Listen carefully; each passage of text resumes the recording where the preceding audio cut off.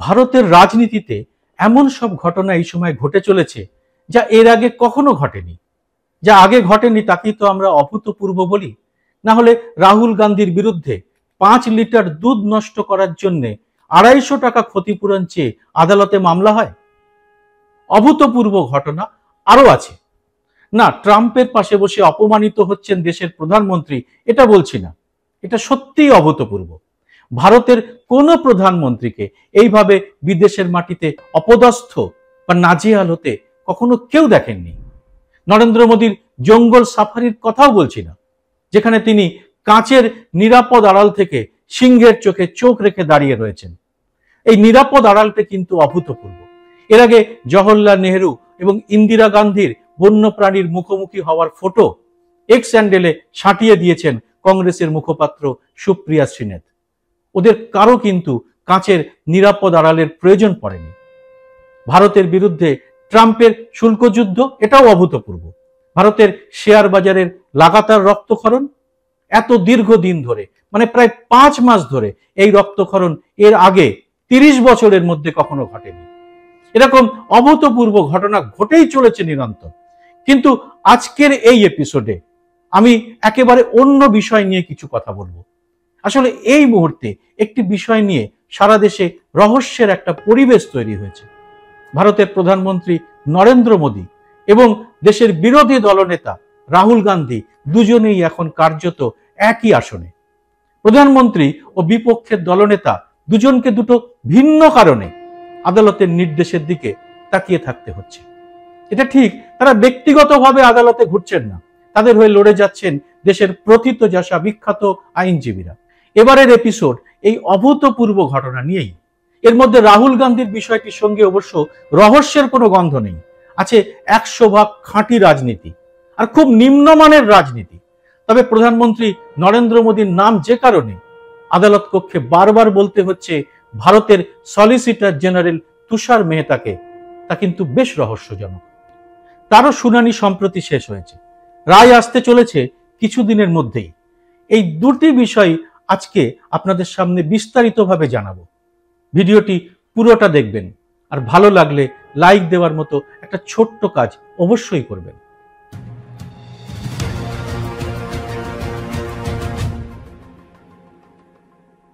নমস্কার, সবাইকে স্বাগত। আমি সুব্রত বসু। প্রথমে আসি রাহুল গান্ধীর বিষয়টা নিয়ে। একটি রাজনৈতিক দলের নেতা হিসেবে বিভিন্ন প্ল্যাটফর্মে রাহুল গান্ধীকে বক্তব্য রাখতে হয়। কখনো তিনি বলেন গৌতম আদানির বিরুদ্ধে, কখনো ভারতের সংবিধান হাতে নিয়ে তিনি সংবিধানের পক্ষে লড়ে যান। তার অভিযোগ থাকে বিজেপি এবং শাসক দল এই সংবিধানের গুরুত্ব নষ্ট করতে চাইছে। কখনো তার বক্তব্য থাকে জিএসটি নিয়ে, কখনো তিনি বলেন নোটবন্দির কথা, করোনার সময় অপরিকল্পিত লকডাউনের কথা। রাহুল গান্ধী তার রাজনৈতিক বক্তব্যে অনেক সময় বলেছেন বিনায়ক সাভারকারের কথা, বলেছেন সাভারকার ব্রিটিশদের কাছে মাফিনামা দিয়েছিলেন। ওই মাফিনামা দিয়ে আন্দামান জেল থেকে নিজেকে মুক্ত করেন সাভারকার। সে সময় আমাদের দেশের যারা স্বাধীনতা সংগ্রামী তারা জান প্রাণ লড়িয়ে দিচ্ছেন, ব্রিটিশদের লাল চোখের সামনে তারা নতমস্তক হননি, মাফিনামা দিয়ে প্রাণ বাঁচানোর চেষ্টাও করেননি। ঐতিহাসিক তথ্য সমেত রাহুল গান্ধী অনবরত এ কথাগুলো বলেন বিভিন্ন সভায়, বিভিন্ন জায়গায়, বিভিন্ন ইভেন্টে। এদিকে রাহুল গান্ধীর এই রাজনৈতিক বক্তব্যে কখনো বেরেলি, কখনো লখনৌ, কখনো মুম্বাইয়ের বিভিন্ন কুচো বিজেপি নেতার বুকে এসে ধাক্কা লাগে। লক্ষ্য করবেন এরা কেউই কিন্তু নামী বিজেপি নেতা নন। ধাক্কাটা কেন যে তাদেরই লাগে, উপরের তলার কারো লাগে না, তার কারণ নিয়ে আলাদা একটা এপিসোড করা যেতে পারে। পরে এই বিষয়টি সংক্ষেপে জানাবো। বিহারের সমস্তিপুরের একটি পুরসভার ওয়ার্ড স্তরের বিজেপি নেতার কানে যখন রাহুল গান্ধীর এই সাভারকার সম্পর্কিত ভাষণটি এসে ঢোকে, তখন তিনি বাড়ির মোষের দুধ দুইছিলেন। সাভারকারকে নিয়ে রাহুল গান্ধীর বক্তব্য শুনে ওই ভদ্রলোক এত মারাত্মক মানসিক আঘাত পান যে তার হাত থেকে দুধের বালতি উল্টে যায় এবং তার 5 লিটার দুধ পড়ে নষ্ট হয়ে যায়। তৎক্ষণাৎ তিনি নিজের গাড়ি নিয়ে চলে আসেন আদালতে। বিজেপির ওই কুচো নেতার দাবি সাভারকারের বিরুদ্ধে বলা মানে দেশদ্রোহিতা। তাছাড়া তার 5 লিটার দুধের দাম 250 টাকা। সেটাও পড়ে যাওয়ার জন্য দায়ী রাহুল গান্ধী। তাই ওই টাকা তাকে দিতে হবে। আর আমাদের দেশের আদালতে তো আর এখন সাধারণ মানুষের জটিল সমস্যার একটি মামলাও জমে নেই। সব মামলা মিটিয়ে দিয়ে আদালতে বেকার হয়ে বসে আছেন জজ সাহেবরা। তাই এরকম একটা অতি গুরুত্বপূর্ণ মামলা সঙ্গে সঙ্গে গ্রহণ করে তার শুনানি শুরু করে দেন তারা। এরকম আরো আছে, কোথাও 200 টাকা, কোথাও 250 টাকা, কোথাও 300 টাকা জরিমানা চেয়ে আদালতে মামলা করছেন বিজেপির কুচো নেতারা। আসলে দেশের বিভিন্ন রাজ্যে ছড়িয়ে ছিটিয়ে থাকা বিজেপি সমর্থকরা এভাবেই উত্তক্ত করতে চায় দেশের বিরোধী দলনেতাকে। এর মধ্যে অবশ্য মণিপুরের কাউকে পাওয়া যাবে না। ওখানে বিজেপির অস্তিত্ব থাকলেও রাহুল গান্ধীর কথায় এখনো পর্যন্ত কেউ সেভাবে মানসিকভাবে আহত হয়ে আদালতে যাননি। পশ্চিমবঙ্গের শুভেন্দু অধিকারীও এখনো যাননি, অথবা অভিজিৎ গাঙ্গুলি। তবে কার কখন কোথায় আঁতে ঘা লাগে তা তো আর বলা যায় না। প্রাক্তন বিচারপতি অভিজিৎ গাঙ্গুলি এর মধ্যেই সংসদে বিশুদ্ধ বাংলায় রাহুলের পোশাক এবং মাসল নিয়ে বলেছেন, রাহুল সংসদে টি শার্ট পরে আসায় তার আঁতে বড্ড ঘা লেগেছিল। কিন্তু ব্যাপারটা আশ্চর্যের নয় কি?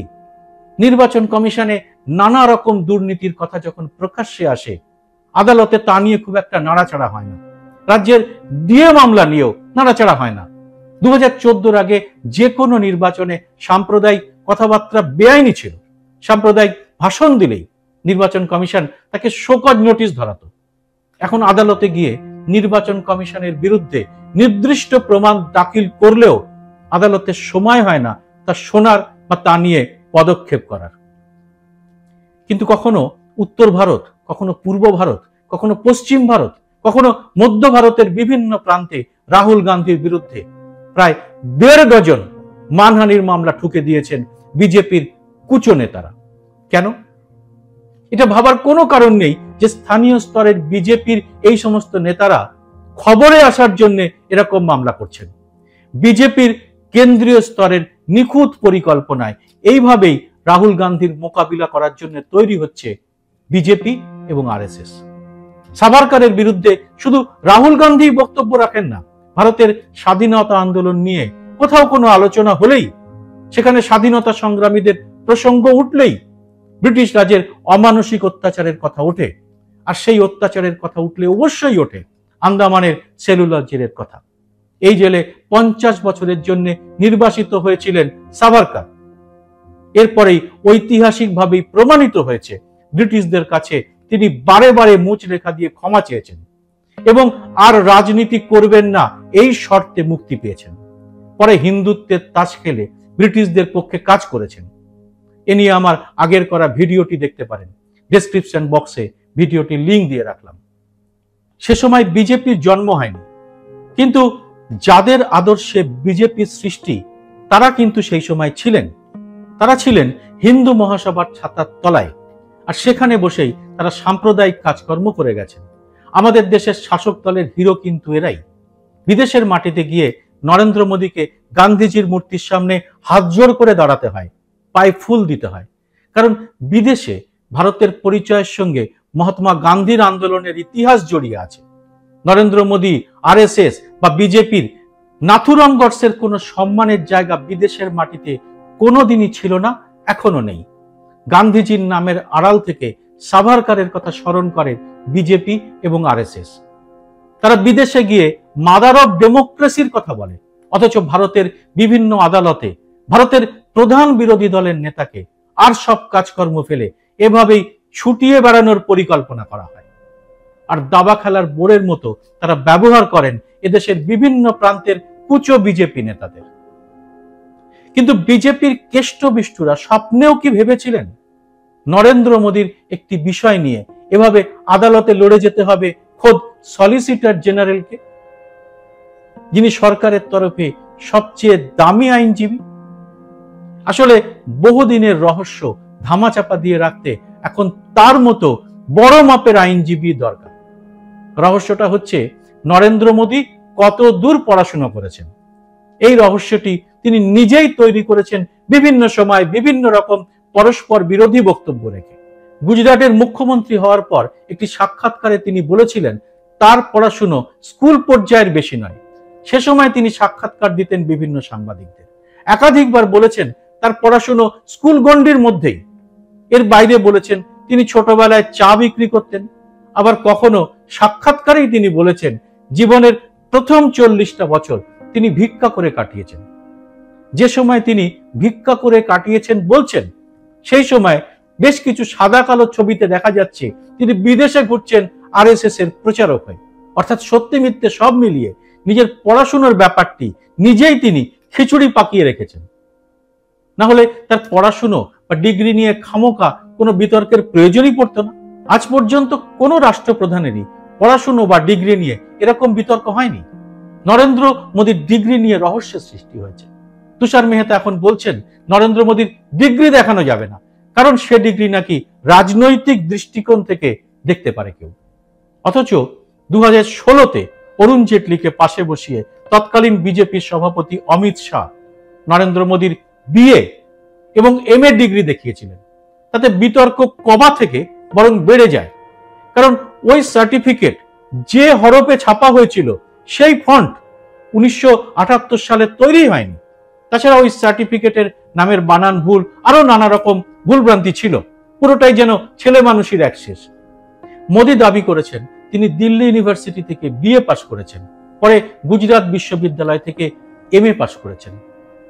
দিল্লি বিশ্ববিদ্যালয়ের সার্টিফিকেটের কোনায় একটি কোড নম্বর থাকে, নরেন্দ্র মোদীর সার্টিফিকেটে তা ছিল না। গুজরাটে তিনি যে বিষয়টি নিয়ে পড়েছেন তার নাম এন্টায়ার পলিটিক্যাল সায়েন্স। এমন বিষয় আজ পর্যন্ত দ্বিতীয় কাউকে মাস্টার্স করতে দেখা যায়নি। অর্থাৎ আমরা সবাই জানি পুরো বিষয়টার মধ্যে রয়েছে একটা বড়সড় রহস্য। এই রহস্য নিয়ে যে যার মতো ব্যাখ্যা করতে পারেন, কিন্তু ভারতের প্রধানমন্ত্রী কেন এরকম রহস্য করার সুযোগ দেবেন? কেন তার ডিগ্রি দেখানো যাবে না বলে দিল্লি বিশ্ববিদ্যালয় আরটিআই এর নির্দেশ না মেনে আদালতে চলে আসে? এটা কি কোনো বিশ্ববিদ্যালয়ের কাজ হতে পারে? দেশের প্রধানমন্ত্রী সেখান থেকে ডিগ্রি পেয়েছেন, এটা তো যে কোনো বিশ্ববিদ্যালয়ের কাছে গর্বের বিষয়। আমেরিকায় দাঁড়িয়ে নরেন্দ্র মোদী বলে এসেছেন গৌতম আদানির ঘুষের বিষয়টি তার ব্যক্তিগত বিষয়। আদালতে দাঁড়িয়ে সলিসিটর জেনারেল জানাচ্ছেন প্রধানমন্ত্রীর ডিগ্রি তার ব্যক্তিগত বিষয়। এই দুটি ব্যক্তিগত বিষয়ের মধ্যে কি কোনো মিল পাচ্ছেন? আমেরিকার আদালত নির্দিষ্ট প্রমাণের ভিত্তিতে গৌতম আদানির বিরুদ্ধে গ্রেপ্তারি পরোয়ানা জারি করেছে। এদিকে নরেন্দ্র মোদীর পড়াশোনার ডিগ্রি নিয়ে যে সার্টিফিকেট দেখিয়েছিলেন অমিত শাহ এবং অরুণ জেটলি, তা তৃতীয় শ্রেণীর রহস্য উপন্যাসের মতো। অমিত শাহ বলেছিলেন নরেন্দ্র মোদীজির এই সার্টিফিকেট সর্বজনীন করা হলো। এদিকে তুষার মেহতা বলছেন মোদীজির ডিগ্রি সবাইকে দেখানো যায় না, অর্থাৎ সর্বজনীন করা যায় না। তাহলে ওটা কি ছিল? জবাব দেবেন আপনারা কমেন্ট বক্সে। ভিডিওটি ভালো লাগলে লাইক ও শেয়ার করার কাজটি অবশ্যই করবেন। আর স্বাধীন সাংবাদিকতার পাশে থাকতে চ্যানেলটিকে সাবস্ক্রাইব করে নোটিফিকেশন বেলটি চালু করে রাখতে ভুলবেন না। জয় হিন্দ, সত্যমেব জয়তে।